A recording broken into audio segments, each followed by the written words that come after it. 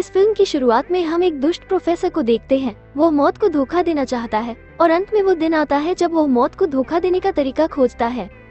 वो बहुत चतुर था, लेकिन सब कुछ खोकर वो पागल हो जाता है। इस दौरान एक ग्रिम रीपर उस शहर को मानचित्र पर खोजता है। इसका मतलब है कि वो खोजता है, लेकिन उसे नहीं पता कि वहाँ कैसे जाना है। प्रोफेसर का जादू काम करता है। वो कहते हैं कि अब मौत हमें तलाश नहीं सकती। इसके बाद हमें कुछ बच्चे दिखाए गए हैं। वे मंत्र की कहानी पढ़ रहे थे। वे बताते हैं कि प्रोफेसर काफी दूर कैद है, वहाँ कोई उसकी तलाश नहीं कर सकता। वो हमेशा वहाँ है। लोगों में ये बात भी फैली हुई है कि वो घोर रीपर कौन है। समय बीत रहा था। अब लोग सोच रहे थे कि अब ग्रिम रीपर कहाँ रहेगा। वे उसकी तलाश करने लगते हैं। फिर एक दिन ग्रिम रीपर आता है। वो उन्हें और ग्लास उपहार में देता है। इसका इस्तेमाल करते हुए वे अपने मृत परिजनों को एक दिन के लिए बुला सकते हैं। इनमें सलमा अपने माता पिता से मिलना चाहती है। सलमा की इच्छा पूरी करने के लिए वे दोनों मिलकर एक चीज बनाते हैं। वे वहीं इंतजार कर रहे थे। हो सकता है कुछ दिखाई दे, लेकिन काफी समय बीत गया और वहाँ कुछ भी दिखाई नहीं दिया। उनमें से एक उनसे कहता है कि अगर वे अपने माता पिता से जुड़ी कुछ चीजें टेबल पर रख दें, तब वे प्रकट होंगे। सलमा उनसे कहती है कि उनके पास ऐसा कुछ नहीं है। उसके पास अपने माता पिता की कोई संपत्ति नहीं है या उनके साथ मेल खाता है। सलमा अपनी चीजों से एक ड्रैगन बॉक्स लाती है। वो सोचती है कि यह उसके माता पिता का है। उन्होंने उस डिब्बे को टेबल पर रख दिया और फिर से इंतजार करने लगे। हो सकता है कि अब उसके माता पिता सामने आ जाएं। अचानक उसमें एक चमकता हुआ प्रकाश फैल जाता है और उसमें से एक अजगर निकलता है। ये बच्चे जान बचाकर भागने लगते हैं, लेकिन अजगर उनका पीछा कर रहा था। जॉर्ज इसका मुकाबला करने के लिए वहीं रुक जाता है। इस फिल्म के मुख्य किरदार का नाम जॉर्ज है, लेकिन जब जॉर्ज उसके सामने खड़ा था तो वह उसका मुकाबला नहीं कर सका और वह जख्मी हो जाता है। जब सलमा के नन्ना को ये पता चलता है तो वो इन सब के लिए सलमा को जिम्मेदार ठहराती है। वो उसे बताती है कि ये बच्चों का काम नहीं है, क्योंकि मरे हुए लोगों को वापस लाना मुश्किल होता है और वो दोबारा इस काम को करने के बारे में कभी नहीं सोचेगी। इसलिए सलमा ऐसा नहीं करती। वो नन्ना से सहमत है। वो चुप हो जाती है क्योंकि वो चाहती है कि उसके माता पिता उसके पास आएं। वो उनसे एक बार मुलाकात करेगी। अब नन्ना के कहने पर वो दोबारा ऐसा नहीं कर सकती थी। बहुत समय बीत चुका है। 10 साल हो गए हैं। अब सलमा बड़ी हो गई है। सलमा को नवंबर का बेसब्री से इंतजार था। अब जब पहली नवंबर थी, सलमा खुश हो जाती है और वो अपनी ऑर्डर टेबल तैयार करने लगती है। सलमा रास्ते से जा रही थी। इसी बीच एक ठेला उसके पास से गुजर रहा था।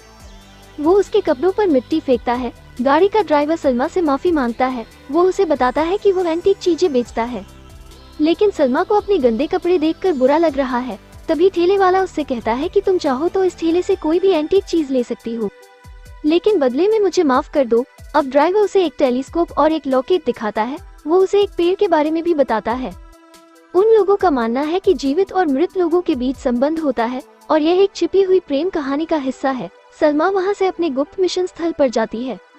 वहां उसकी मुलाकात जॉर्ज और एक और लड़के से होती है। वो उन्हें वो लॉकेट दिखाती है। वो कहती है कि इसका कुछ कनेक्शन है, ये मुझे मेरे माता पिता से मिलवा सकता है।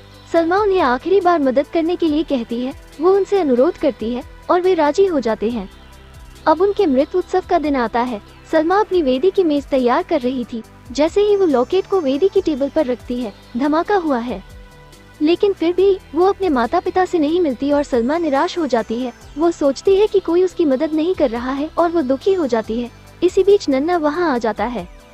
वो सलमा को समझाने की कोशिश करती है, लेकिन सलमा भी नन्ना से नाराज हो जाती है और चली जाती है। दुखी होते हुए सलमा कहती है कि मेरी भावनाओं को कोई नहीं समझता। अब सलमा को राजी करने के लिए जॉर्ज और वो दूसरा लड़का आता है। वे देखते हैं कि सलमा नाव में उदास बैठी है। उन्हें देखकर सामा अपनी नाव को पानी में धकेलने की कोशिश करती है।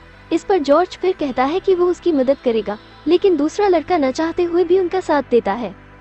फिर वे यात्रा करते हैं और एक पुराने महल में पहुंचते हैं। वहां उन्हें एक अजीबोगरीब कीड़ा मिलता है। ये उन्हें उस महल के अंदर का रास्ता बताता है। इसका मतलब है कि यह एक बुद्धिमान कीट था। सलमा ये सब देखकर हैरान रह जाती है। सलमा उस महल में एक किताब देखती है और जब वह उसे छूती है तो कुछ जादुई होने लगता है।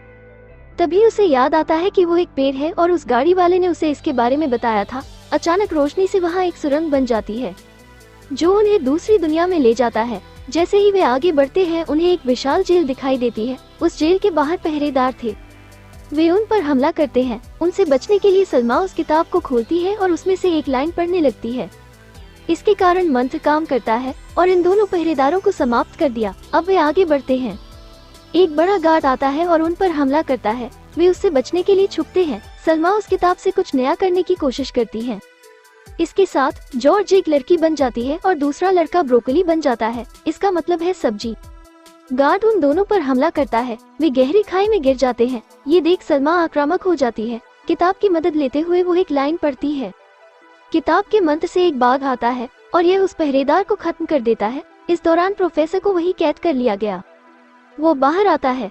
सलमा उन्हें याद करते हुए रोने लगती है। वो कहती है कि उसकी इच्छा के कारण वे उसके साथ नहीं है, क्योंकि जॉर्ज और एक अन्य लड़का वहाँ से गायब थे। इसके लिए सलमा खुद को जिम्मेदार बता रही है।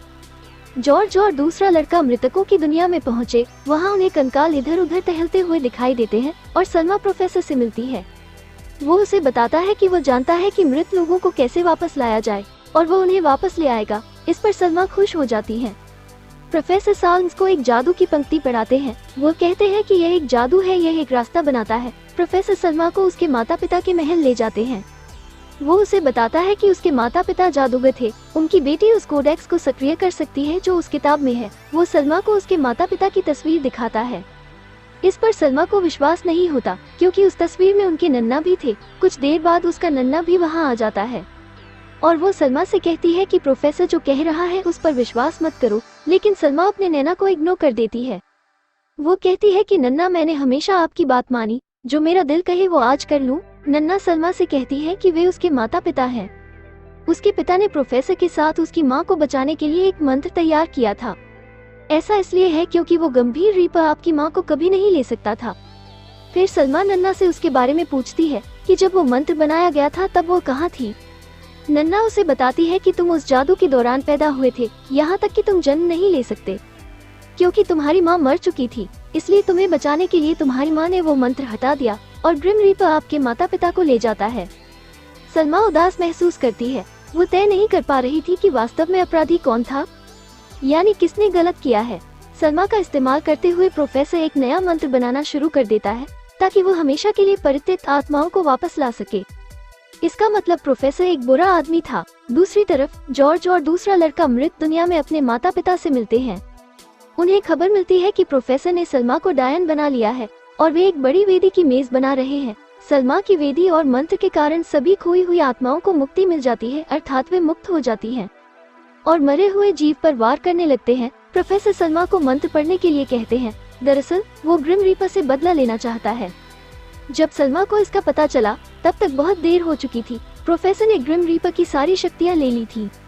दूसरी तरफ जॉर्ज और दूसरा लड़का मृत दुनिया में खोई हुई आत्माओं के साथ प्रतिस्पर्धा करते हैं। वे मरे हुए लोगों को अपने साथ किसी चीज की दूसरी तरफ ले जा रहे थे।